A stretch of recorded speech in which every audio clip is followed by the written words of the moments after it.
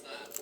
I mean, it's supposed to be a spider, and I'm going to assume that the uranium on the island mutated it. Anyways, they get rid of the dead body, and the girls are like, sweet, this guy has some food left behind. Let's eat.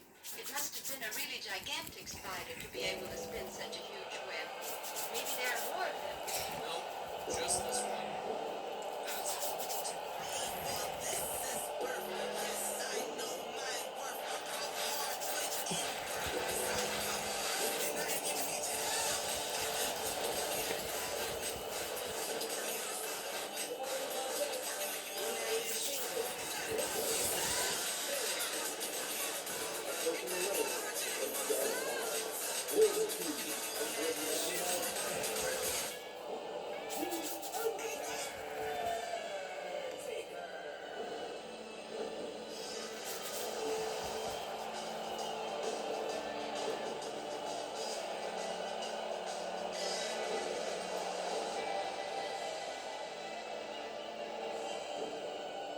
So they find the dead professor's trunk full of his clothes and food, which you'd think would be the cause for celebration, that, they might be able to survive for a while. But instead, the girls fight over the clothes, and Gary complains that the drinks aren't cold enough. I hate you, Gary. Also, the dubbing in this movie is kind of funny sometimes, because they chose to give one of the girls a southern accent, Stop it. You are ruining my appetite. but it changes, and sometimes I have no idea where this accent is supposed to be from. How about throwing your dirty blouse someplace else? I want to sleep. So now Gary tells everyone that it's time to go to sleep, and many of the girls decide to sleep outside. Just imagine yourself in this situation. Would you want to sleep outside? You're stranded on an island. You just found shelter. You're like, nah, I'd rather be outside when it gets dark. Yep, nothing like being completely exposed to the unknown in a strange place where there may or may not be giant spiders that kill people. Anyways, I guess all the danger and death has gotten everybody really horny for some reason. Linda leaves to go outside, but while she does, she kind of makes a sexy gesture towards Gary. It's kind of hard to explain. She's putting out the vibe, put it that way. So he's like, hey, Georgia, the person I'm kind of involved with, I don't feel like sleeping, even though I just said it was time to go to sleep. So I'm gonna go for a walk. Yeah, don't be worried about me at all. I'm just going for a walk, in the pitch black darkness night island that I've never been to. And I don't know where I'm going. So Gary goes out onto the sex porch where Linda has just gotta have it. The excitement in the air is palpable for this no-holds-barred contest. Damned heat. I don't know what I'm doing anymore. Yes, it's this damn heat. It's making everybody all hot and delirious. I didn't even know what was going on. I thought she was you. So, God damn you, son. Son. It's making the heat. So Gary goes to walk off his boner. And I gotta say, Linda takes these slaps like a champ. Honestly, it looks like she does this professionally. Swagger is so confident in his ability. Anyways, Gary keeps walking, even though there's thunder and lightning, and he has no idea where he's going. I guess he's a real man of adventure. I don't know. If it was me, I would have stayed back at the sex cabin. But that's just me. Boring old me. Somehow, the spider is able to watch Gary no matter where he goes. I guess that spider must be up really high. Finally, Gary stops at this dead tree, and oh my god, the spider is already there somehow. And it attacks him. Doesn't really seem to be doing much, though. It seems to be choking him, and Gary is having a hard time with it, almost as if he kind of doesn't want it to stop. Again, Gary, if you wanted to be choked, I'm sure someone back at the cabin would have been happy to oblige. He's just struggling, like, no, this thing is choking me. No, a little bit harder. So Gary throws the spider on the ground and shoots it multiple times with the gun. And it's pouring now, I think. At least it's pouring back at the cabin, but not where Gary is, as he suddenly feels a pain in his neck. And holy crap, he's suddenly transformed into some kind of monster. Okay, so we got a monster on our hands here. I'm sure this is going to be a major part of the movie moving forward. This must be part of the horrors of Spider Island. So the girls go out looking for Gary, while Linda stays behind and plays with some water until, oh my god, I guess Gary got her. The girls hear her scream and come running back. She's been strangled. Spider. Yes, it looks like an open and shut case. She was strangled to death by the spider because that's what spiders are known to do. I'm sure some of you watching right now, you either knew someone or you know someone who knew someone who was strangled to death by a spider at some How would point. you like to be in there, King? It's one of the leading causes of death that nobody talks about. And why is that? I think we all know why. It's all politics, corruption, dark money. Anyways, the girls start fighting again and ripping each other's clothes off.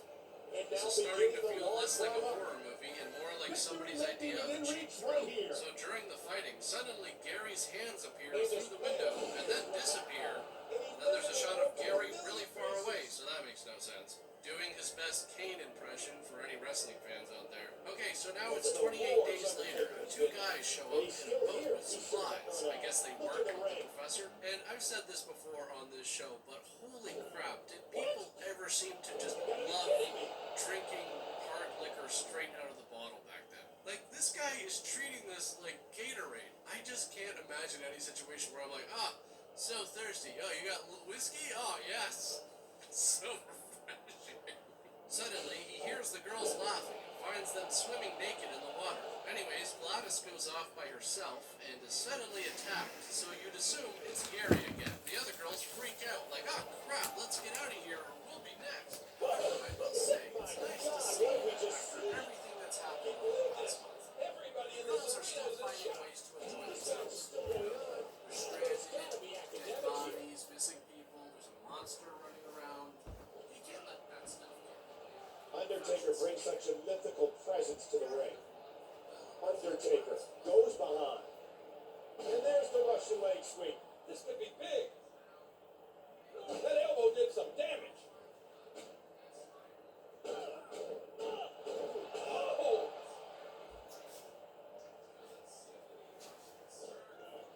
High impact, no mistakes. That's Undertaker style.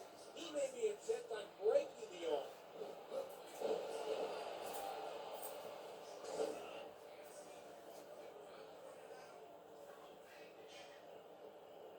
Oh, I don't know if the ladder's going to be up to task after that. And the Phenom one step ahead. Oh, the dead man controlling the waist.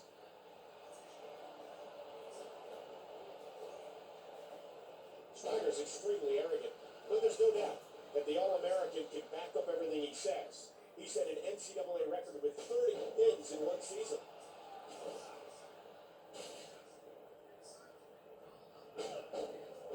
Drop! And that was a hard shot. Undertaker! Choke slam by Undertaker! Oh my gosh! He's got his opponent 10 feet in the air! You know what's next! Last try! Undertaker with a huge move!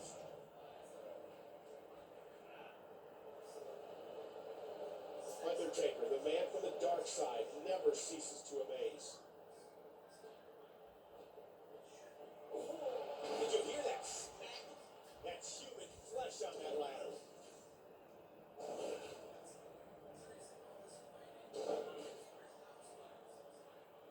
Jack Swagger controlling the head. What an SPO. He's got him hooked. Ow, what an elbow. Oh, wow.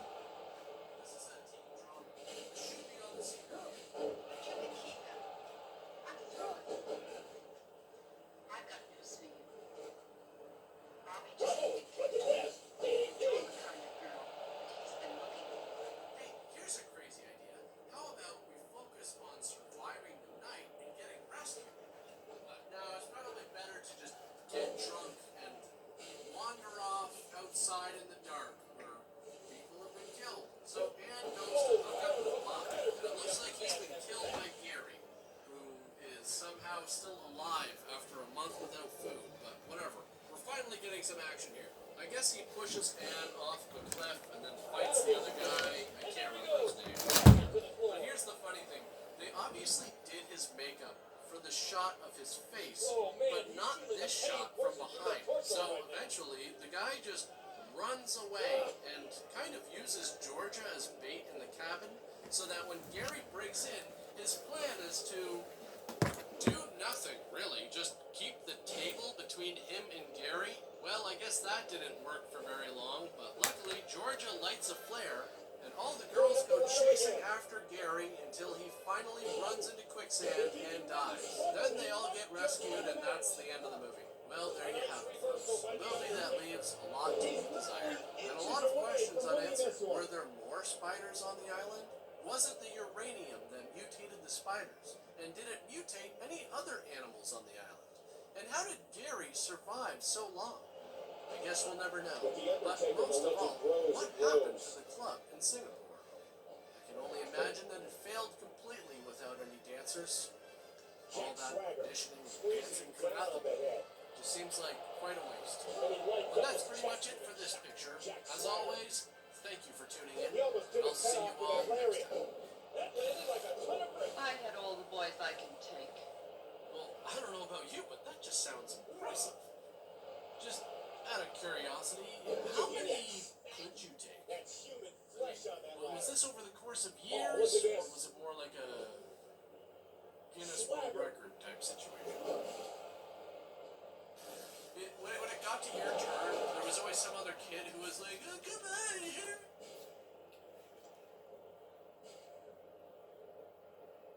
Another gut wrench from Swagger.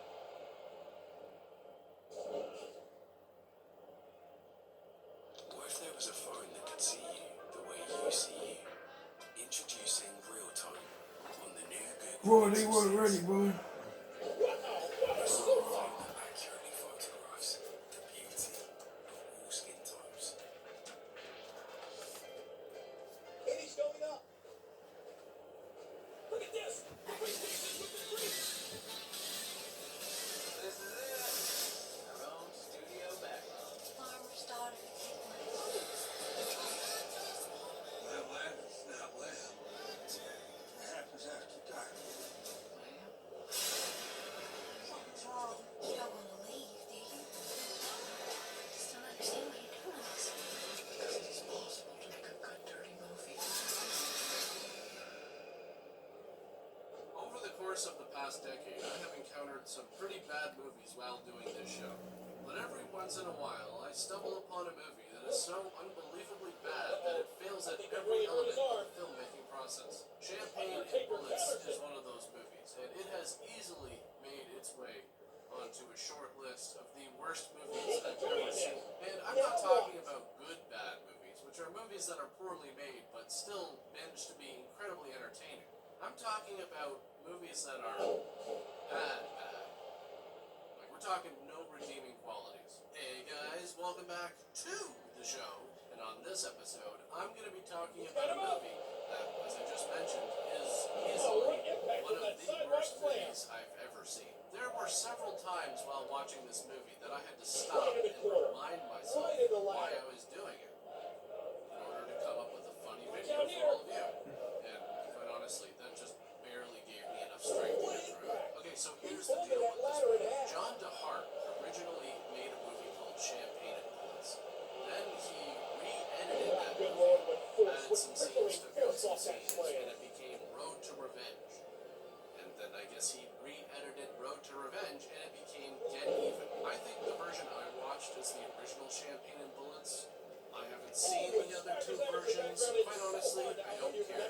No amount of editing is going to save this thing. I don't care what you add in, what you remove. The only way to fix this is to remove everything and make a completely different movie. I know that may sound harsh, but by the end of this video, you'll see where I'm coming from. I'm going to be blunt. This is obviously a vanity project. It has all the elements that we've seen before in movies like The Astrologer or Neil Breen's movies. Just pick one. But here's what sets this movie a little bit apart. Not only was this movie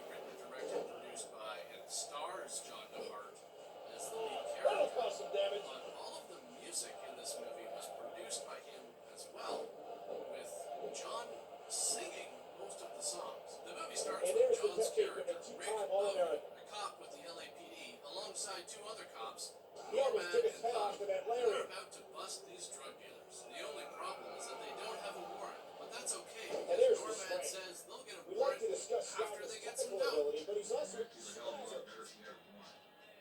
Gut-wrench, power bomb, slammed on all of it. Yeah, after they get some drugs from this bust, they'll have enough to get a warrant to do the bust that they just did. What about this is so hard to understand, Rick? And it looks like Norman was right. See, these guys have their drugs and their weapons right out in the open. That They're was an totally bad impressive guys. suplex. And also, just like bad guys, instead of firing and taking cover inside the trailer they're already in, they completely expose themselves to being shot. Anyways, during the gunfight, just Huck gets raw, shot, but unmitigated Norman doesn't power. really seem to care all that much. That guy died. But there's another spot. Now, this is just a small preview of what you're going to see in this movie. The fight scenes are pretty cool. Standing back I up. can only compare them to the fight in Once again, Santa working on Claus bringing Conquers that the briefcase Martians. down. However, I should Does he add, have it? He did. that's the worst fight scene I've ever seen. I don't think anything's going to top that. Anyways, now Yes, it's 1 yeah, year we later, will. and we have this hearing where Norman is accusing Rick and Huck of being hooked on drugs. This scene starts with the call shot, but then for 4 minutes, it's just the same 3 camera setups over and over again. It's painfully boring. There's nothing here visually to keep your interest. Honestly, I don't care what you do, but for the love of God, switch it up and go for a tighter shot here or there, anything. Really, because this is literally the second scene in the movie, and it just completely plateaus the whole thing. And here's another problem. Throughout this movie, either the sound isn't mixed well or it wasn't recorded properly, because it is a struggle to hear what people are saying sometimes. I'm gonna have to add subtitles to some of these clips. Finally, Huck gets fed up with Normad's lies, and for whatever reason, is able to just easily beat up these 2 other cops in the room. And that's just the end of the scene.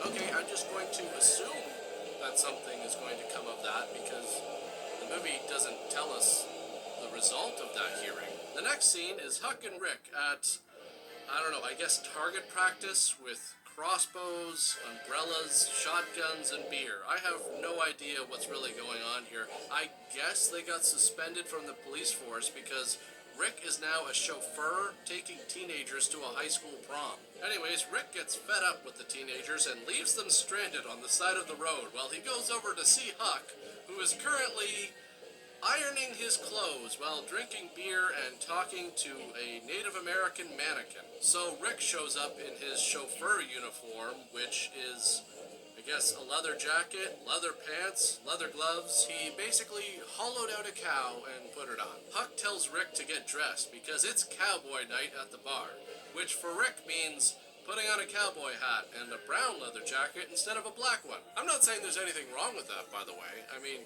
God, there's nothing better than coming home from work and changing out of your formal leathers into some more casual ones. Anyways, they get there and, oh look, it's Rick's ex-girlfriend.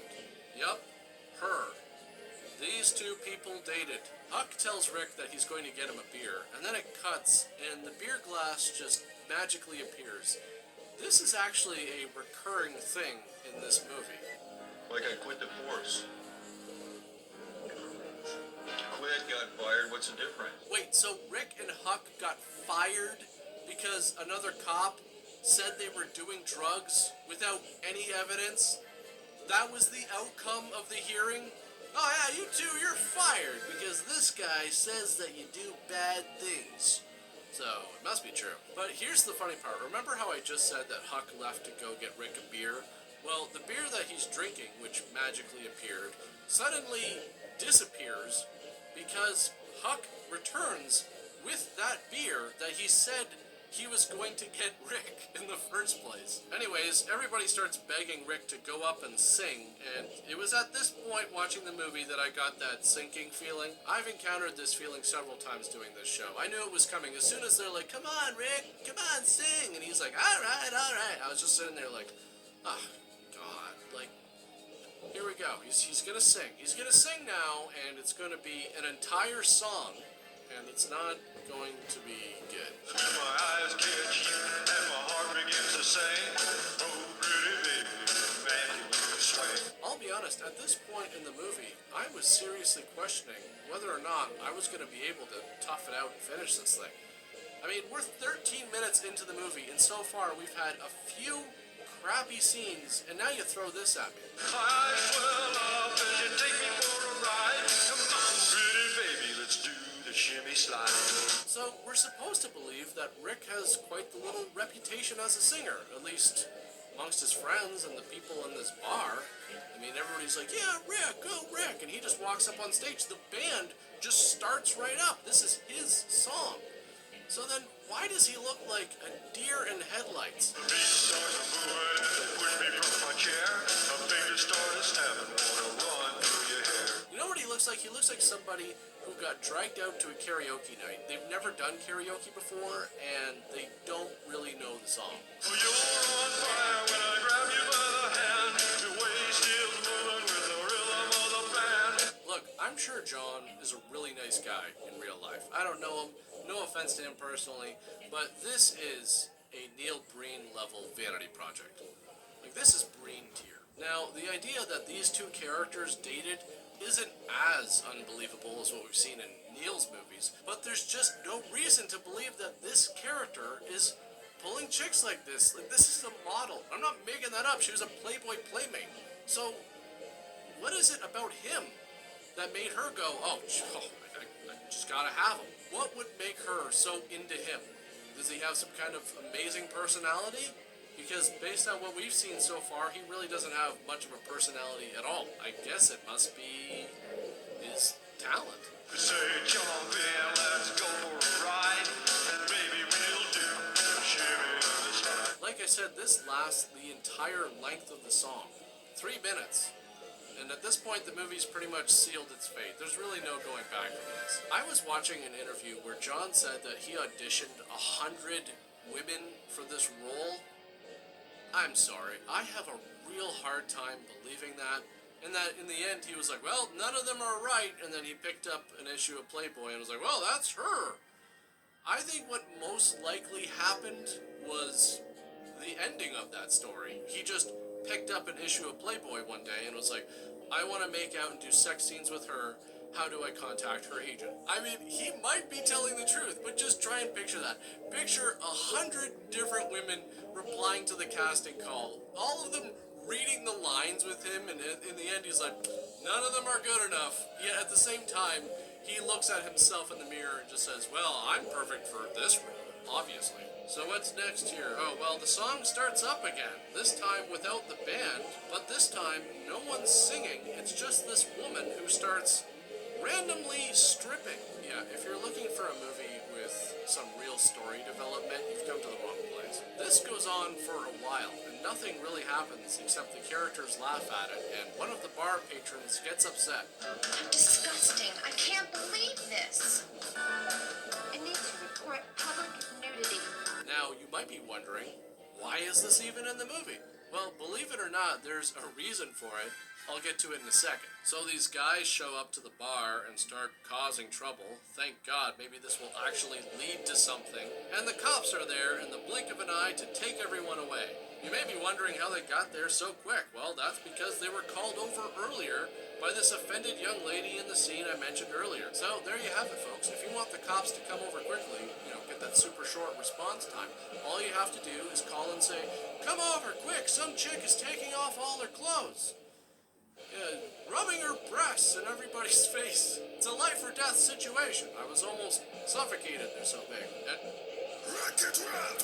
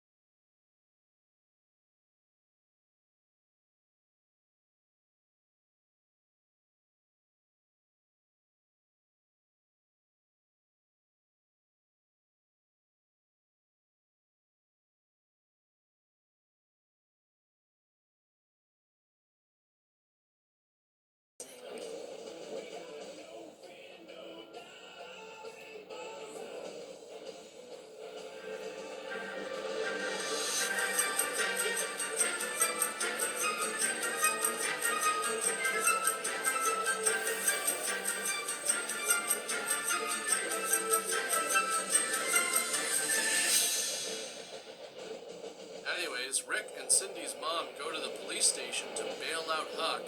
Then we have a new character, the bail bondsman, and this goes on for a while. Talking and talking and talking. I sure hope this goes somewhere. So I guess the bad guys get released, and then the bail bondsman leaves, and then out comes Huck, and that's it. That's the scene. Well, except for this. Hey, here's a quarter. Buy yourself a personality. Oh my god, that is so rich coming from him. But seriously, there's nothing else to this. There's no point to any of this. This doesn't advance anything. Nothing really happens with the bad guys here, so what the hell? Now, you might be thinking, Mark, why does this bother you so much? Well, it's because I look at it from a production standpoint. You had to find this location, cast multiple people for this scene, and only this scene. The crew had to light it, they had to set up the camera, and ultimately, it does nothing. The only reason it's here is to show that, I guess, Huck is getting into trouble. You know, things are starting to take a bad turn for Huck, which is fine, but why is the scene so long? This is pointless. The majority of this scene is a conversation with a bail bondsman. Speaking of long scenes that really don't have much to contribute, the next scene takes place in a restaurant. And what happens here? Well, it starts off with Rick eating some chips. The waiter comes over, they talk to him, and Rick starts telling him jokes. Very attractive young lady. Goes to the doctor for a checkup. The doctor says, hey, you gotta disrobe. She says, I'm very shy. Can we turn the lights off? He says, okay, turns the lights off. She takes her clothes off, and she says, doctor, where should I put them? He says, right over here on top of mine. Wow, I guess Rick is a real jack of all trades. Cop, chauffeur, singer, comedian. You know, the movie has really established that this character is not very good at any of these things. I got another one for you, Ben. Another Dr. Joe. Pick on Dr. Day. Oh my god, no, please. Why do we need to just move on with the scene? Please, give me a shred of hope that at some point there's gonna be some kind of a plot. We are 25 minutes into this thing, basically a third of the way through the movie. And so far, all that's really happened is, what? Rick lost his job as a cop, saw his ex-girlfriend at a bar, sang a shitty song, and got into a fight. That's pretty much it. So they keep talking to the waiter about nothing until he leaves, and here comes another character. Maybe something will happen here. Hello, my name is Tamra. The reason I've got this camera is if you really love her, you want to be stronger. So they get a picture taken. No, I sing every weeknight at Cafe Cargo. You should come by sometime. Sounds good. Maybe we'll give that a try. Yeah, give it a try. Give it a try, Rick. You might as well. It's not like there's anything else going on. Amazing. They spent more time talking